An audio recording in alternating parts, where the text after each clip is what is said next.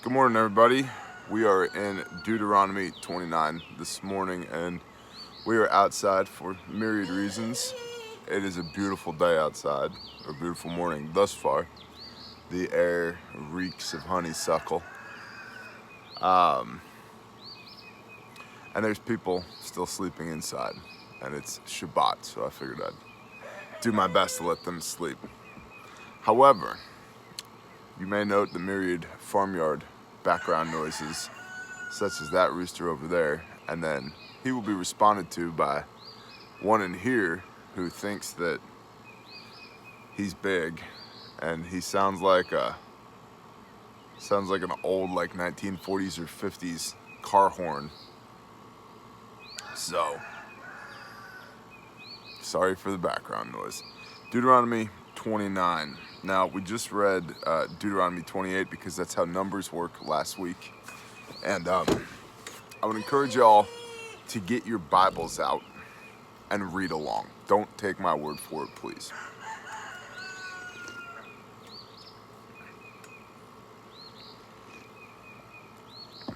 Please read your Bibles. Do not subcontract your faith to me. What's up with his hair? Can we get it? No. Nope. There we go. All right. And Deuteronomy 28 literally begins with the phrase, "And it shall be, if you diligently obey the voice of Yahweh your Elohim, to guard to do all his commands, which I command you today, that Yahweh your Elohim, that the Lord your God, shall set you high above all nations of the earth.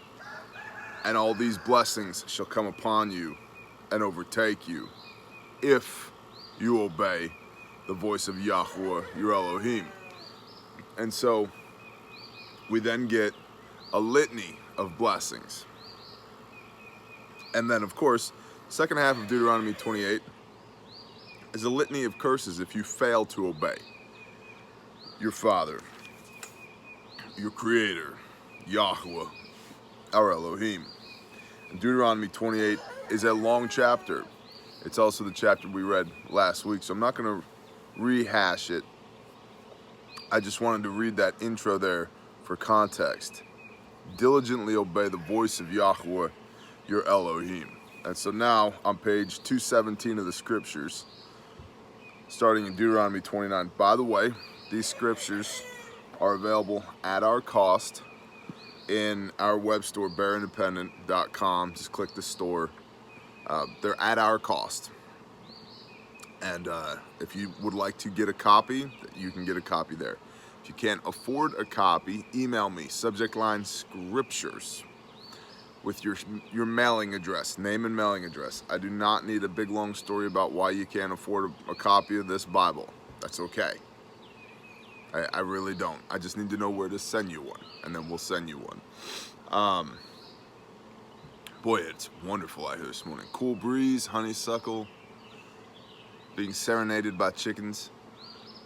Also, Grindstone Ministries, our nonprofit organization, there's a raffle in the store, raffle ticket. You should go check that out. Prayerfully consider checking that out. I'll just put it that way. So, yeah, not for profit. Rooster agrees. Chapter 29. These are the words of the covenant which Yahweh commanded Moshe to make Moses. By the way, this is the scriptures. What is the scriptures? It's the Bible that was retranslated in 2009 from the original source texts. And so the Hebrew names have been preserved. So that's part of why, if you're reading along in the King Jimmy and you're like, wait a minute, mine doesn't say that, that's why. But it's no big deal. You can use whatever version of the Bible you got. I like this one, and I have 13 different translations of the Bible, including the King James Version. I like this one, the scriptures. These are the words of the covenant which Yahweh commanded Moshe to make with the children of Israel in the land of Moab, besides the covenant he made with them in Horeb. Horeb, the 10 Commandments. Remember that? Yet another example of when the Father says forever, he means forever. When the Father says a law throughout your generations, he means it. When he says, I'm the Lord Yahweh Sabaoth, I change not, he means it. And what do I mean by that? All of y'all, regardless of where you stand on the keeping of commandments, the keeping of covenants, and the observation, the doing of the Torah, agree that we shouldn't just run around murdering people. We definitely should not be trying to bang each other's wives. We don't steal. There is one God, and we serve him. These are the 10 commandments, y'all. So, they're not done away with. If they're not done away with, how come the rest of the law is done away with? By the way, Torah means instruction. And Moshe called all of Israel, Moses called all of Israel, or all of the Father's chosen people, and said to them, you yourselves saw all that Yahweh did before your eyes in the land of Mitzrayim, to Pharaoh and to all his servants and to all his land. Your eyes saw the great trials, the signs, and those great wonders. But Yahweh has not given you a heart to know, and eyes to see, and ears to hear until this day. You've seen much, but today you're going to get it. And I have led you 40 years in the wilderness. Your garments have not worn out on you, and your sandals have not worn out on your feet. You ate no bread and drank no wine, nor strong drink, so that you might know that I am Yahweh your Elohim. These Israelites, and we've already covered this, we've got playlists here at the channel. These Israelites wandered the wilderness 40 years because they rejected the promised land. They could have gone right into the promised land. But when they sent the 12 spies, one from each tribe, to go scope out the Father's land, the promised land that he was giving these Israelites, Canaan, they came back and they're like, man, there's giants up in that land. We don't want to go in there. And Yah was like, bro, I'm with you. What's your problem? And they're like, yeah, we don't want to go in there. He's like, okay, you wicked and adulterous generation, you're going to go wander the desert. And they wandered the desert so that the generation of people who rejected the promised land die off. Literally, that is not my interpretation of it. That is literally what it says in the Bible. They rejected the promised land, and Yah, Most High, had them wander the desert for 40 years so that they would die off. To be humbled. There's a lot in that, as discussed before. When Jesus the Christ, Yeshua of Nazareth, says to the Pharisees, it is a wicked and adulterous generation that seeks after a sign. He's basically saying to the Pharisees, you are worse, as bad or worse than the Israelites that were brought to the promised land by the hand of Moshe and rejected it. And of course we know the Pharisees did reject Messiah. But understanding that in context makes sense. And then of course the number 40 is always a time of trial and tribulation, but change. It's ultimately change, right? Yeshua was in the wilderness 40 days. Moses was on the mountain receiving the law 40 days.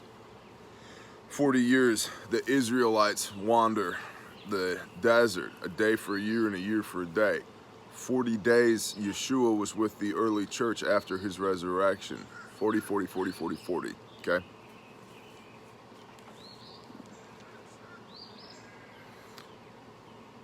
And I have led you 40 years in the wilderness. Your garments have not worn out on you, and your sandals have not worn out on your feet. Oh, Dad. You ate no bread and drank no wine nor strong drink, so that you might know that I am Yahweh your Elohim. And when you came to this place, Sihon, the king of Heshbon, and Og, the king of Bashan, came out against us to battle, and we struck them, and took their land and gave it as an inheritance to the Reubenites, and the Gadites, and half the tribe of Manasseh. Don't you do that, you dumb dog. Down.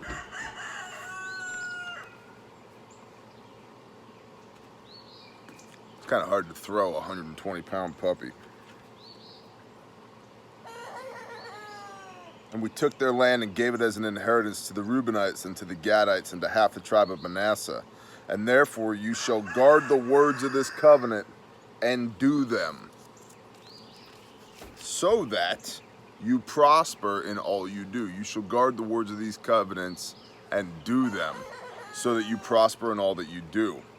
All of you are standing today before Yahweh your Elohim, your leaders, your tribes, your elders and your officers, all the men of Israel, your little ones, your wives, and your sojourner who is in the midst of your camp, from the one who cuts your wood to the one who draws your water, so that you should enter into covenant with Yahweh your Elohim, and into his oath, which Yahweh your Elohim makes with you today, in order to establish you today as a people for himself. And he himself be your Elohim, as he has spoken to you, and he has sworn to your fathers, Abraham, Isaac, and Jacob.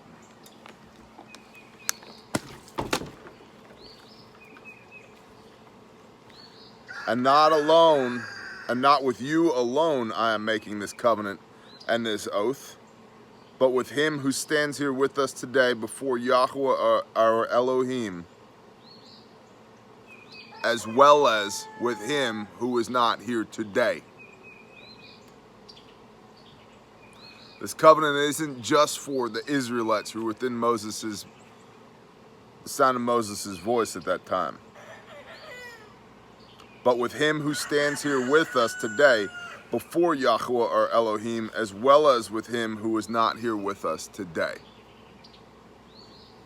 For you know how we dwelt in the land of Mitzrayim, and how we passed through the nations which you passed through, and you saw their abominations and their idols, woods and stone, silver and gold, which were with them. Lest there should be among you a man or woman or clan or tribe whose heart turns away today from Yahweh our Elohim, to go and serve the mighty ones of these nations, lest there should be among you a root bearing bitterness or wormwood. You turn away from these nations. You don't go whore with these people, lest one of y'all should be a root that grows into a tree that bears no fruit that has to be cut down. Boy, there's a lesson there for us, huh?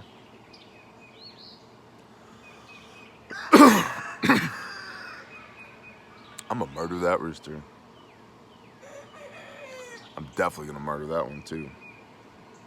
And it shall be, when he hears the words of this curse, that he shall bless himself in his heart, saying, I have peace, though I walk in stubbornness of my heart, in order to add drunkenness to thirst.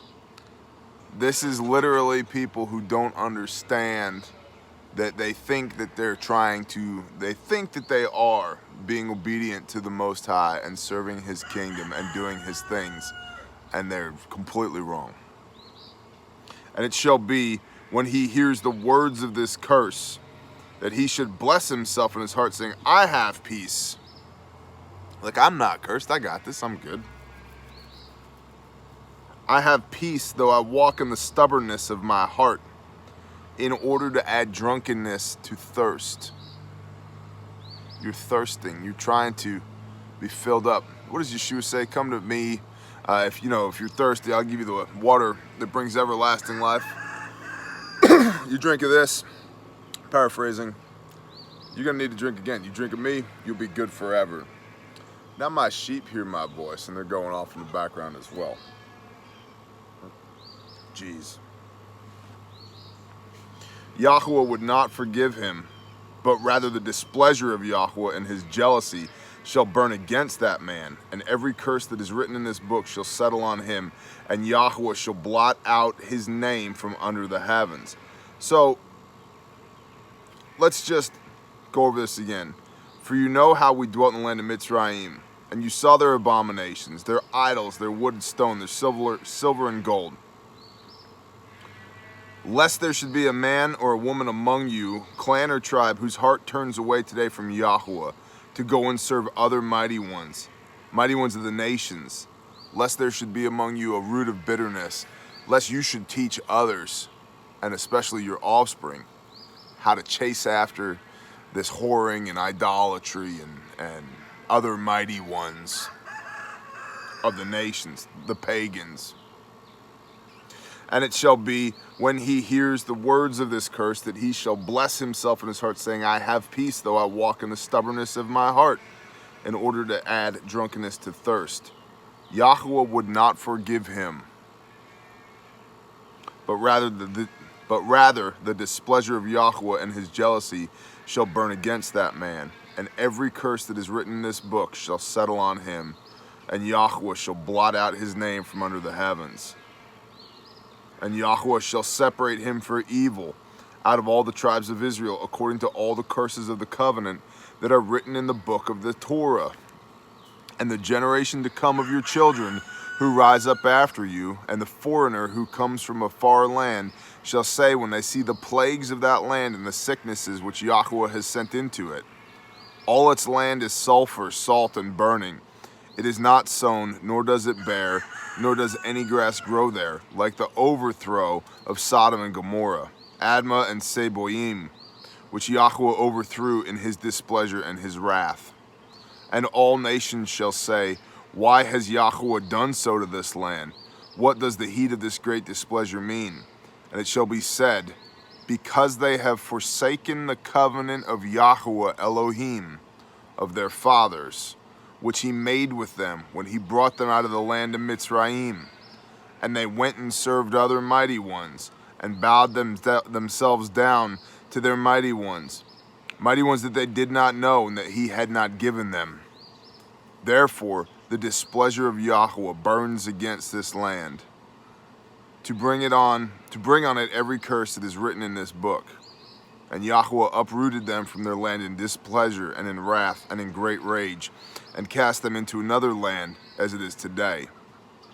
The secret matters belong to Yahweh or Elohim, but what is revealed belongs to us and to our children forever, to do all the words of this Torah. So, you go whoring, you go chasing after other false gods, that's cool. Yah will destroy you and make an example out of you. So the people who come later go, what the hell happened here? Oh, Yah smoked those people. Why? Because they wouldn't follow him. And then verse 29, the secret matters belong to Yahweh or Elohim, but what is revealed belongs to us and to our children forever, to do all the words of this Torah. But what is revealed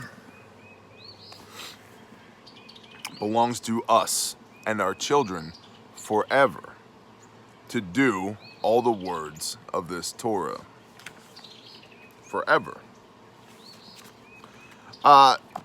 Verse 20, or chapter 29 essentially is, you will do Yah's things, or he will smoke you and make an example out of you to others. Or you will obey him and be blessed. Recurring theme here in this Bible. Recurring theme. I'm going to pause this, go feed my animals so I don't have to hear them as much. Then we're going to come back and do 30. Stand by. Deuteronomy 30. And random gray hairs just stick out the side of my face. And it shall be, when all these words come upon you, the blessing and the curse which I have set before you, and you shall bring them back to your heart among all the nations. Back to your heart among all the nations where Yahweh your Elohim drives you. This is the concept that Israel is to be the esteem of the Gentiles. We see this repeated over and over and over again. A good example of this is in Isaiah 23. It talks about in Sor and Sidon, Tyre and Sidon, which was basically in Palestine, that there was a remnant there that was established unto Yahweh. And then, this is before the time of Yeshua. And then during the time of Yeshua, all these men of Tyre and Sidon come and they are saved unto Yahweh through Yeshua. And it's like, yep, there you go. And so that's the Israelites going out into the nations, the love of Elohim going out into the nations and being the esteem, the glory of the nations to lead people back to Elohim. So again, 30 verse 1, I think it's, I don't remember where in Luke that it is, honestly. And it shall be when all these words come upon you, the blessing and the curse which I have set before you, and you shall bring them back to your heart among all the nations where Yahweh your Elohim drives you. Again, what's the conditions of the renewed covenant? We have the Father's laws on our minds and written on our heart. Laws. The Father's laws on our minds and written on our heart. And shall turn back to Yahweh your Elohim and obey his voice according to all that I command you today, with all your heart and with all your being and with all your children. Very similar to Deuteronomy 6:5. And you shall love the Lord your God, Yahweh your Elohim, with all your heart, with all your soul, with all your mind, with everything you got, which is precisely what Yeshua answers in Matthew 22, when this one learned in the Torah from among the Pharisees is trying to get Yeshua in a trap. And he says, so Rabbi, what's the greatest command in all the Torah? And Yeshua says, there's two. The first is, you shall love the Lord your God with all your heart, with all your soul, with all your mind, with everything you got.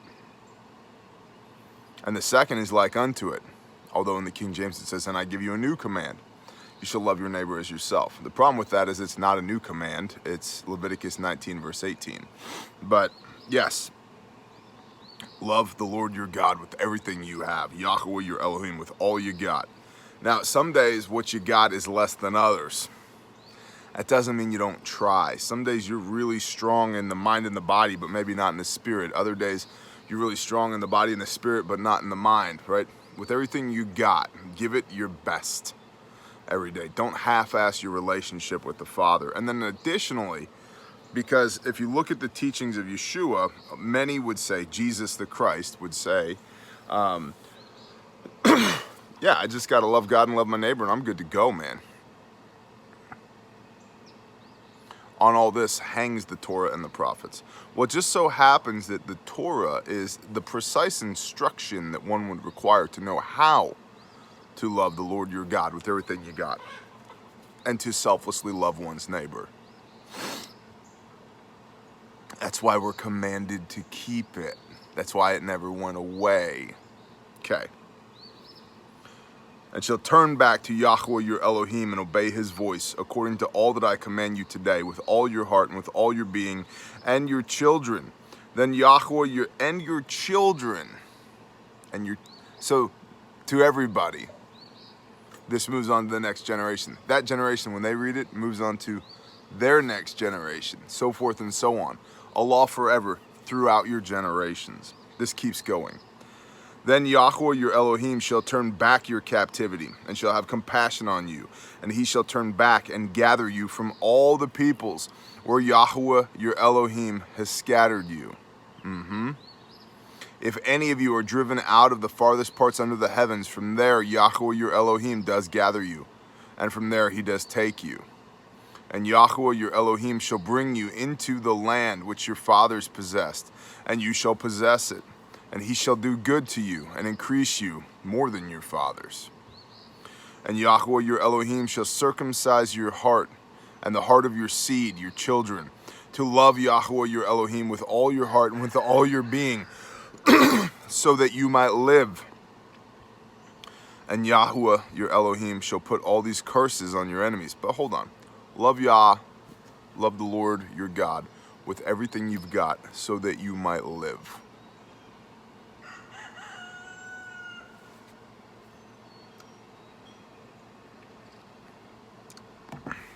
We've read Revelation 19 verse 18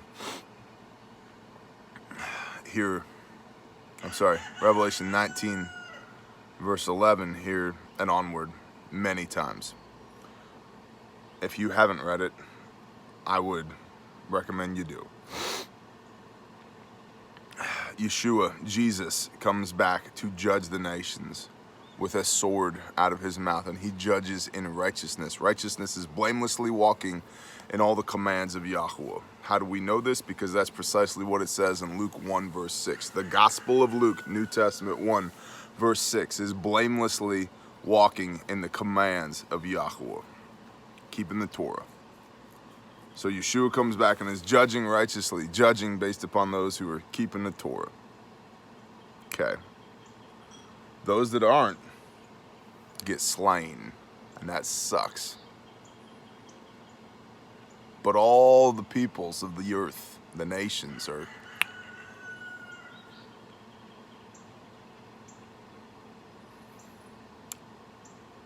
Matthew 7:21. And many shall say to me in that day, Master, Master, have we not cast out demons in your name, and prophesied in your name, and done many mighty works in your name? And truly, truly, I will say unto you, depart from me, you who work lawlessness, you who don't keep Torah, for I never knew you.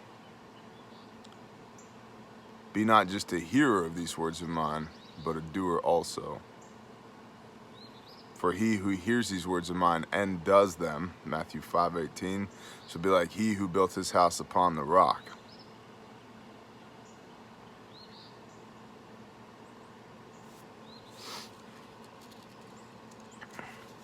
The secret matters belong to Yahweh or Elohim, but what was revealed belongs to us and our children forever to do all the words of this Torah.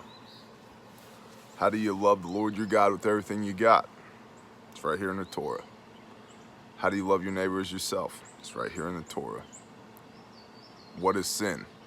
1 John 3:4, transgression of the Torah.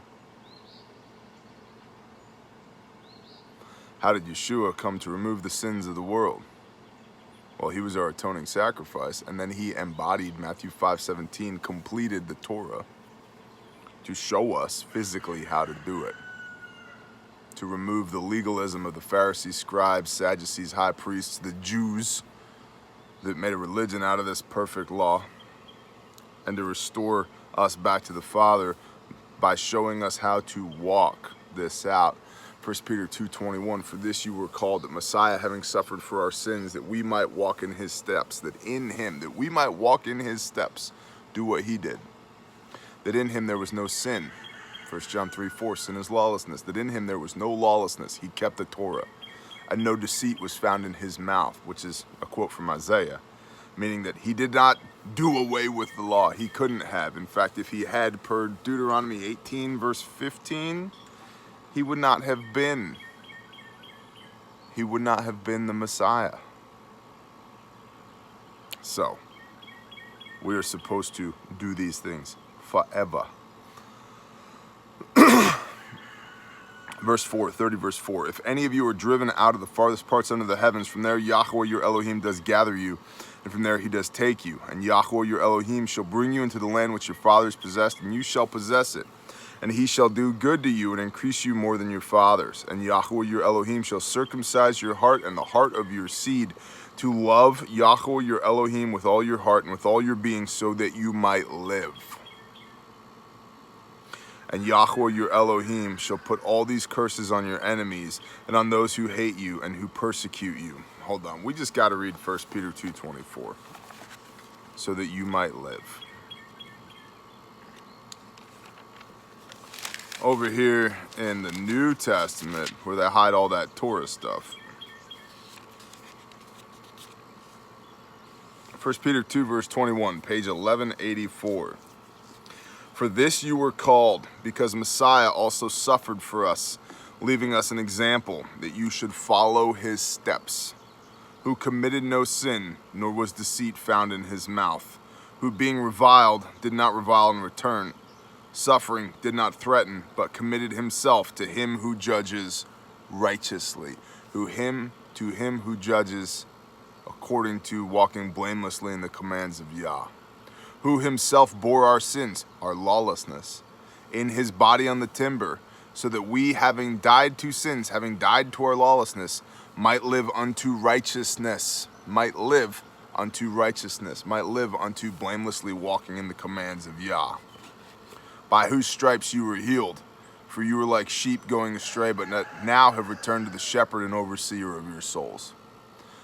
Yeshua died to your lawlessness so that you might live unto righteousness.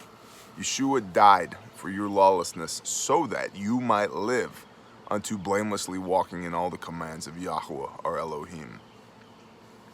And I don't have to jump in through any theological hoops to make that argument. Sin is 1 John 3:4, transgression of the law, which is in the New Testament. Righteousness is Luke 1, verse 6, blamelessly walking in the commands of Yah, which is in the New Testament. 1 Peter 2:21, for this you were called to follow in Messiah's steps, is in the New Testament. Okay? So the concept that this was done away with is complete and total bull. This was not done away with at all. What was done away with was your death sentence under the law by Yeshua. That doesn't mean you go out and break the law again and earn another death sentence. You got your reprieve. The judge did not sentence you to death. That doesn't mean you walk out of the courthouse and go do some more whoring, idolatry, murder, blood worship, strangulation, and earn another death sentence.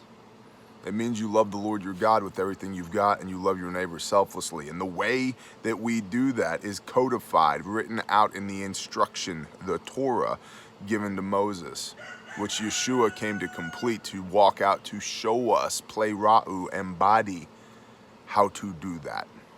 Okay? Okay, cool.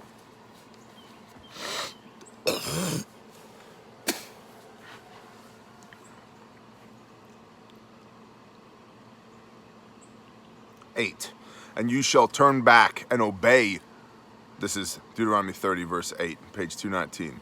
And you shall turn back and obey the voice of Yahweh and do all his commands which I command you today. And Yahweh your Elohim shall make you have excess in all the work of your hand, in the fruit of your body, and in the fruit of your livestock, and in the fruit of the ground for good. And Yahweh turns back to rejoice over you for good as he rejoiced over your fathers, if you obey the voice of Yahweh your Elohim, to guard his commands and his laws, which are written in this book of the Torah. If you turn back to Yahweh your Elohim with all your heart and with all your being.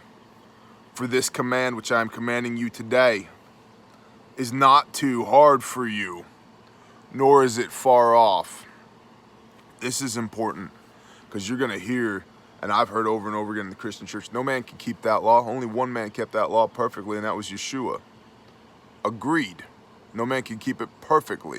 If we could keep it perfectly, we wouldn't need a Messiah. We would be Messiah, okay? It doesn't mean you don't try. Let me ask you something.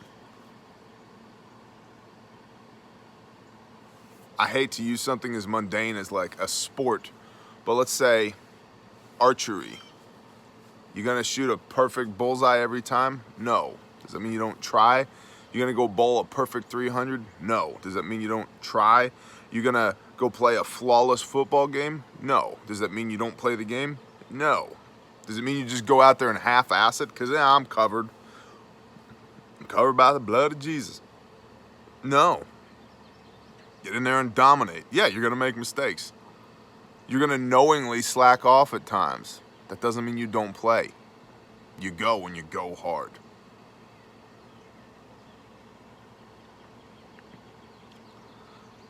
See, for this command which I am commanding you today is not too hard for you, nor is it too far off. You can do this. What does Yeshua say? Come to me, all ye who labor, for my yoke is easy, my burden is light. His yoke and his burden as king, as the prophesied king of Israel, is the Torah. Think about that. Do some research on that. What was Messiah prophesied to be? The prophesied king of Israel restores the law, restores the Torah to the people, which returns them to the Most High. He's the king of Israel. Of course he has laws. Of course he has rules. Of course he has judgments. He's the king of Israel. Israel is the Father's chosen people. He who is overcome with Elohim. Go read Revelation 2 and 3 and underline everywhere it says he who overcomes. That's us. We're Israel, by the way. We are Israel. He came to be our king. Kings have rules. Kings have laws. But what they don't have is the legalistic bullcrap of the Pharisees, Sadducees, scribes, and high priests who made a religion out of these perfect laws and right rulings. This Torah, this instruction. For this command which I am commanding you today is not too hard for you, nor is it far off. It's doable. We do it all the time, every day. Do we do it perfectly? No, but that doesn't mean we don't try. So don't let people tell you, well, it can't be done. It can't be done perfectly, but it can certainly be done. For this command which I am commanding you today is not too hard for you, nor is it far off. It is not in the heavens to say, who shall ascend into the heavens for us and bring it to us and cause us to hear it so that we do it. Wait a minute. This is Moses speaking, but this is Moses speaking about Yeshua. It is not in the heavens to say, who shall ascend into the heavens for us and bring it to us and cause us to hear it so that we do it. Well, that's literally what Yeshua did. Caused us to hear it so that we do it. I'm gonna go to the book of Matthew. Matthew 7.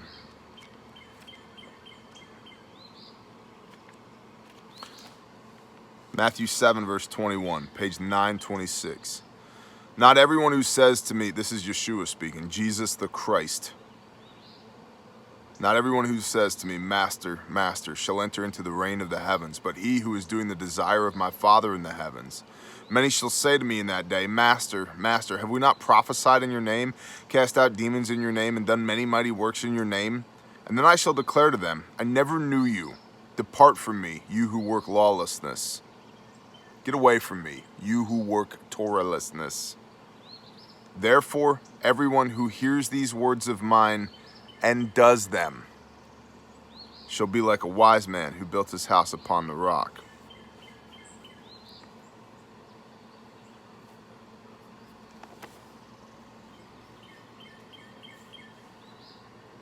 Who shall ascend into the heavens for us and bring it to us and cause us to hear it so that we do it? Who? Oh, right, Yeshua. Nor is it beyond the sea to say, who shall go over the sea for us and bring it to us and cause us to hear it so that we do it? Or maybe he just walk on water for us so we have some faith. Who shall go over the sea for us and bring it to us and cause us to hear it so that we do it? It's not far off. It's not up in the heavens. It's not across the ocean. It's right here. For the word is very near you, in your mouth and in your heart, to do it. To do it. See, I have set before you today life and good, and death and evil. See, I have drawn the lines in the sand for you, what is life and what is good, and what is death and what is evil. I have set before you today, I have laid it out for you. In that I am commanding you today to love Yahweh your Elohim, to walk in his ways, and to guard his commands, and his laws, and his right rulings. And you shall live and increase, and Yahweh your Elohim shall bless you in the land which you go to possess. Again, love the Lord your God with everything you've got. How? How? Not your opinion of what that is, his opinion of what that is.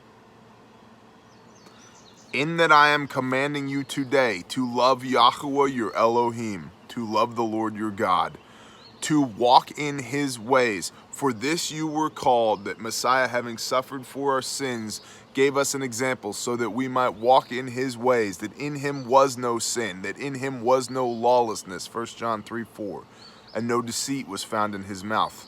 To do this, to walk in his ways and to guard his commands and his laws and his right rulings.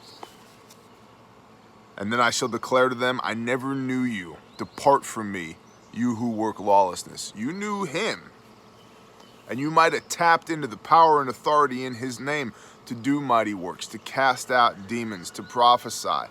But that's not about you. That's about Yeshua and the power vested in him and the authority vested in him by Yahuwah or Elohim. That's not you doing that. And that doesn't mean necessarily that you have a deep and personal relationship with him. Therefore, everyone who hears these words of mine and does them shall be like the wise man who built his house upon the rock. And then I shall declare to them, I never knew you. Well, of course he didn't know you. You weren't walking with him. For this you were called, that you would walk in his steps. In that I am commanding you today to love Yahuwah your Elohim, to walk in his ways, and to guard his commands and his laws and his right rulings, and you shall live and increase, and Yahuwah your Elohim shall bless you in the land which you go to possess. But if your heart turns away, and you do not obey, and shall be drawn away, and shall bow down to other mighty ones and serve them, I have declared to you today that you shall certainly perish. You shall not prolong your days in the land which you are passing over the Jordan to enter and possess. I have called the heavens and the earth as witness today against you. The entire world is witnessing this covenant. I have called the heavens and the earth as witness today against you. I have set before you life and death, the blessing and the curse.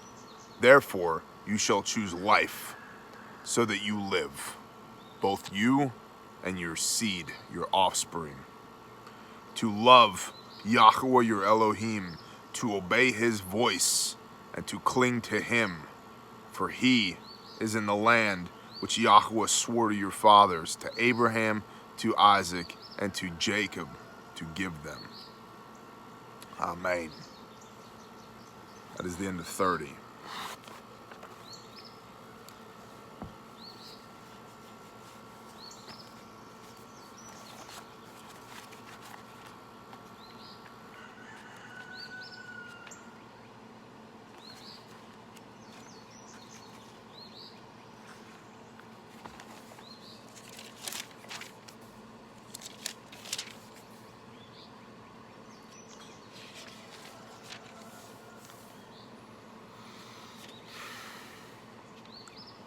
John 14, verse 14. If you ask whatever in my name, I shall do it. If you love me, you shall guard my commands, says Yeshua. I and the Father am one, says Yeshua. John 15, verse 10. If you guard my commands, you shall stay in my love, even as I have guarded my Father's commands and stay in his love.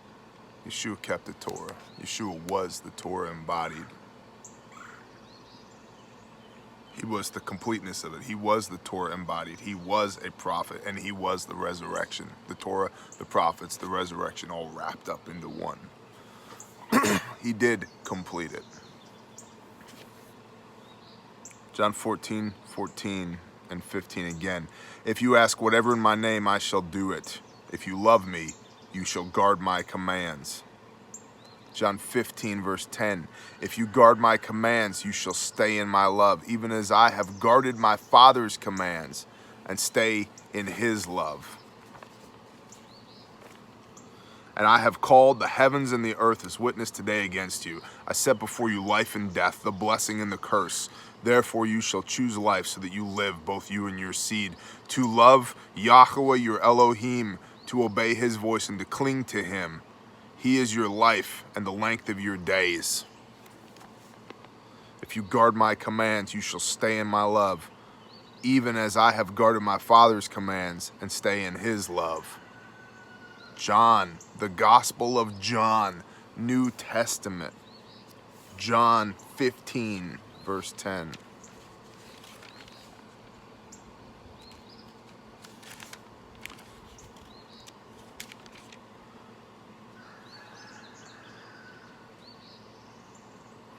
John 12:44. Then Yeshua cried out and said, "He who believes in me believes not in me, but in him, Yahuwah Elohim, who sent me. And he who sees me sees him who sent me." The New Testament, John.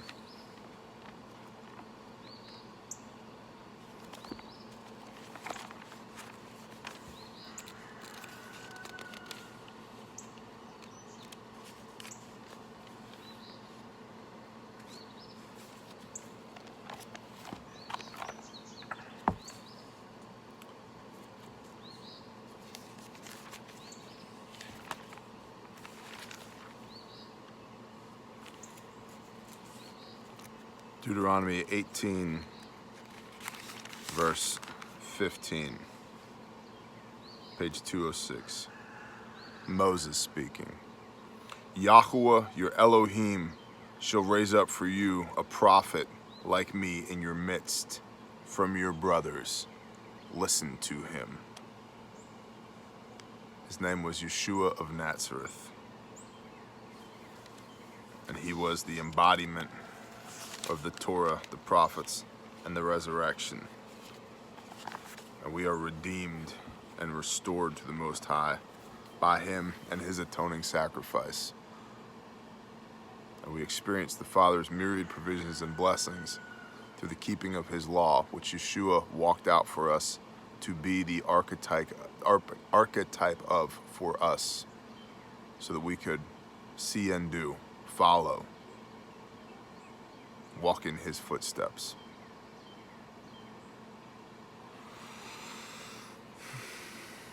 Shalom, y'all.